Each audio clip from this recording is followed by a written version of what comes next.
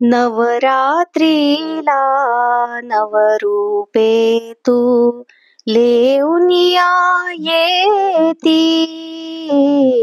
अवघ्या रूपी परी माऊली एकच तू होसी. जय अंबे जगदंबे, जय अंबे जगदंबे. नमस्कार. नवरात्र आजपासून सुरू आहे. ह्या नवरात्राच्या काळामध्ये आपण काय करायचे आहे? अगदी साधे पण तितकेच महत्वाचे असे कोणते नियम पाळायचे आहेत? नवरात्र बसवण्याचा मुहूर्त काय असणार आहे?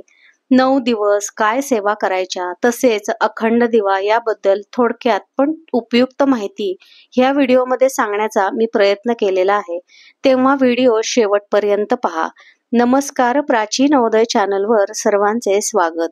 शारदीय नवरात्र म्हणजेच देवीचा उत्सव, देवीचा गजर. यंदा 2025 मध्ये नवरात्रोत्सव हा 22 सप्टेंबर 2025 वार सोमवार पासून सुरू होत आहे आणि समाप्ती ही 30 सप्टेंबर 2025 मंगळवारी होत आहे. 1 ऑक्टोबरला महानवमी आहे आणि 2 ऑक्टोबरला दसरा साजरा केला जाणार आहे. यंदा 10 दिवस नवरात्रोत्सव साजरे केले जाणार आहे. जी शक्ती वाईटावर विजयाचे प्रतीक, ज्ञानप्रदायिनी जगदंबा, विश्वाची आई नवदुर्गा, आदिमाया अशा आपल्या जगत जननीचा उत्सव आजपासून सुरू झाला आहे. सगळीकडे कसे मंगलमयी श्रद्धामयी वातावरण आहे. या आजच्या दिवशी म्हणजेच 22 सप्टेंबर 2025 वार सोमवार या दिवशी घराघरांमध्ये नवरात्र घट बसवले जातात. हे घट बसवण्यासाठी म्हणजेच घटस्थापनेचा जो मुहूर्त आहे तो प्रथम आपण पाहूया.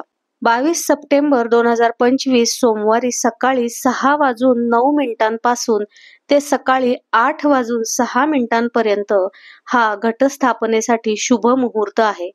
त्याचप्रमाणे अभिजित मुहूर्त हा सकाळी 11:49 पासून ते दुपारी 12:38 पर्यंत असा सर्वोत्तम काळ आहे.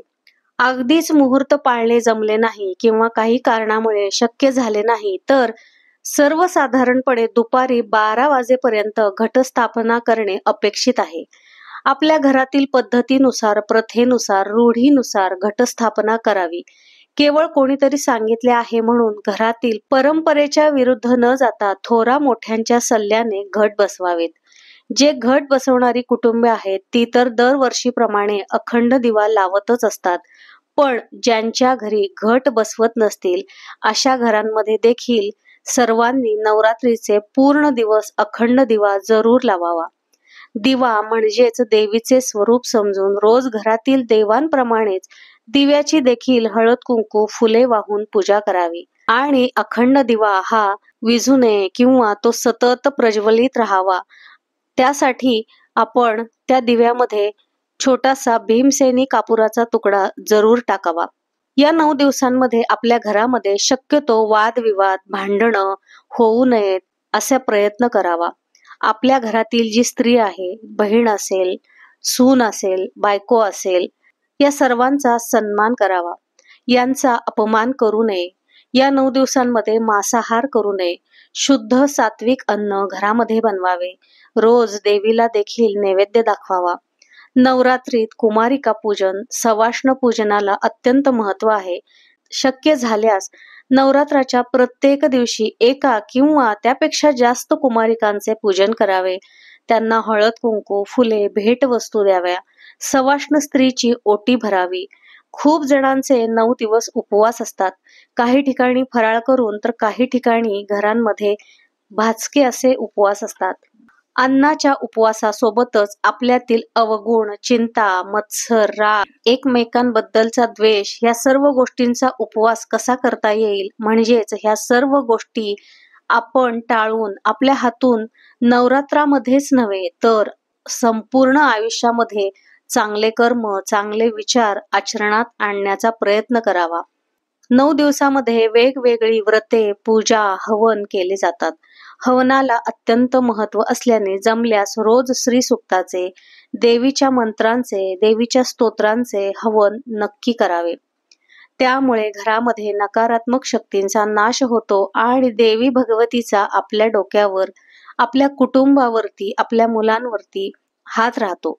9 दिवसामध्ये सेवा काय करायच्या आहेत, तर दुर्गा सप्तशतीचा संस्कृत ग्रंथ म्हणजेच देवीची प्रत्यक्ष ऊर्जाच मानला गेलेला आहे. संस्कृत ग्रंथाची दीक्षा घेऊनच त्याचे पारायण करावे, पठण करावे. कारण त्यातील प्रत्येक अक्षर, मंत्र, श्लोक किंवा त्यातील जी पारायण करण्याची पद्धत आहे ती अतिशय वेगळी आहे.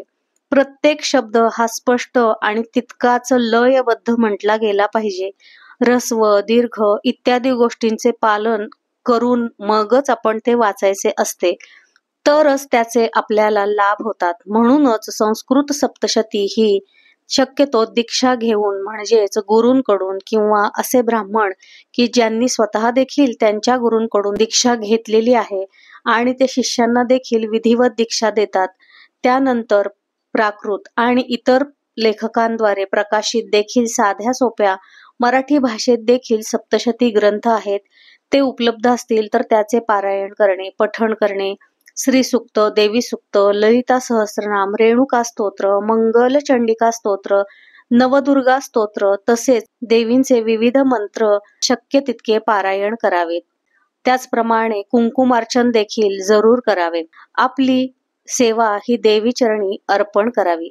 जमल्यास आपल्या घराजवळील किंवा परिसरातील देवी मंदिरांमध्ये दररोज जावे, दर्शन घ्यावे. असे म्हणतात की या काळामध्ये देवीच्या मंदिरांमध्ये स्तोत्र, मंत्र, हवन, चंडीयाग, देवीचा जागर ब्राह्मण समूहांद्वारे केल्याने तिथे देवीचे तत्व हे मोठ्या प्रमाणात जागृत झालेले असते. अशा वेळी आपण देवीचे दर्शन करावे, यथायोग्य तिची ओटी भरावी. त्यामुळे देवीचा कृपाशीर्वाद मिळतो. सगळीकडे 9 दिवस नवरंगांच्या साड्या नेसण्यासाठी सांगितले जाते. प्रत्येक वारी वेगवेगळ्या रंगांची साडी नेसण्यासाठी स्त्रिया काटेकोट प्रयत्न करतात. पण याच रंगांच्या साड्या नेसल्या पाहिजेत असे कोणत्याही धर्मग्रंथात किंवा पुस्तकात लिहिलेले नाही. त्यामुळे ज्या स्त्रियांना घालणे शक्य आहे त्यांनी जरूर घालाव्यात. ते चुकीचे अजिबातच नाही. त्या निमित्ताने स्त्रिया आपल्या सौंदर्याकडे लक्ष देतात आणि त्याच्यामध्ये त्यांना आनंद देखील मिळतो. पण ज्या अगदी सर्वसामान्य घरामध्ये आहेत, ज्यांची परिस्थिती हालाकीची आहे, अशा घरातील स्त्रियांनी हा खटाटोप करू नये. आपल्या घरातील साध्या साड्या नेसल्या तरी देखील देवीला चालणार आहे. फक्त प्रयत्न करा की जे वस्त्र तुम्ही नेसणार आहात, ज्या साड्या तुम्ही घालणार आहात त्या स्वच्छ धुतलेल्या, सुस्थितीत म्हणजेच कुठेही फाटलेल्या नसाव्यात आणि काळा आणि पांढरा हे 2 रंग टाळून इतर कोणत्याही रंगाच्या साड्या तुम्ही नेसू शकता. देवी फक्त श्रद्धा आणि भक्ती पाहते. या 9 दिवसामध्ये स्त्रियांनी सोपे पण सौभाग्यरूपी असे नियम पाळावेत. स्त्रियांनी या 9 दिवसामध्ये साडी नेसता आली तर उत्तमच, पण आजच्या धक्काधक्कीच्या जीवनामध्ये स्त्रियांना कामानिमित्त बाहेर जावे लागते, नोकरीसाठी प्रवास करावा लागतो. त्यामुळे पूर्ण दिवसभर रोज साडी नेसणे शक्य नसले तर किमान सलवार कमीज घालावा. हातामध्ये काचेच्या बांगड्या घालाव्यात, गळ्यामध्ये मंगळसूत्र, कपाळाला टिकली लावावी. ज्यांना शक्य नसेल त्यांनी किमान अष्टमी, नवमी, दसरा ह्या दिवशी तरी हे नियम पाळावेत. ह्या सर्वांचा कोणत्याही प्रकारे आग्रह नाही, पण या सर्व गोष्टींचा स्त्रीच्या सौभाग्याशी थेट संबंध असल्याने मी हे सांगितलेले आहे. त्याचप्रमाणे 9 दिवसामध्ये आपण घरामध्ये 9 दिवस उपवास तर करतच असतो. त्याप्रमाणे आपण आपला आहार देखील करत असतो. जरी उपवास असला तरी देखील आपल्याला वारंवार भूक लागू नये ह्याची आपण काळजी घेत असतो. त्या पद्धतीने आपण घरामध्ये सर्व पदार्थ देखील बनवत असतो. हे तर आपल्यासाठी आपण करतच असतो. पण जी अशी काही घरं आहेत की ज्यांच्या घरामध्ये स्त्रिया श्रद्धेने उपवास करतात, त्यांची देवीवरती पूर्ण भक्ती असते, पण त्यांच्या घरामध्ये अन्नधान्याची कमी असेल तर अशा घरांमध्ये स्त्रियांना फराळाचे पदार्थ किंवा फराळाच्या ज्या वस्तू असतात म्हणजेच साबुदाणा, भगर किंवा बटाटे किंवा फळे इत्यादी तुम्हाला जर शक्य झाले तर 9 दिवस, नसेल तर एखाद्या दिवशी तरी नक्कीच द्यावे. त्यामुळे खरोखर देवीची आपल्यावरती कृपा होणारच आहे. नवरात्रीत देवी 9 रूपे घेऊन येते. या प्रत्येक रूपामध्ये तिने ते तत्व दाखवलेले आहे व त्या प्रत्येक रूपामध्ये येऊन देवीने काहीतरी आपल्याला सांगण्याचा प्रयत्न केलेला आहे. ते समजून घेण्याचा, त्याबद्दल माहिती मिळवून ती आपल्या घरातील मुलांना देखील जरूर सांगण्याचा प्रयत्न करावा. अशा प्रकारे 9 दिवस नवचैतन्य घेऊन देवी दरवर्षी येतच असते. दरवर्षी आपण नवरात्र देखील बसवत असतो, पण प्रत्येक वर्षी आपण काहीतरी नवीन शिकून आपल्या स्वतःमध्ये देखील एक जरी आपण बदल करता आला, आपल्यातील एखादी वाईट सवय किंवा एखादा वाईट विचार सोडून चांगली सुरुवात करणे म्हणजेच नवरात्राची खरी सुरुवात होईल. ह्या नवचैतन्याचा, तिच्या करुणामयी शक्तीचा जागर या 9 दिवसामध्ये आपण सर्वांनी करूया. सर्वांना नवरात्रोत्सवाच्या खूप खूप शुभेच्छा.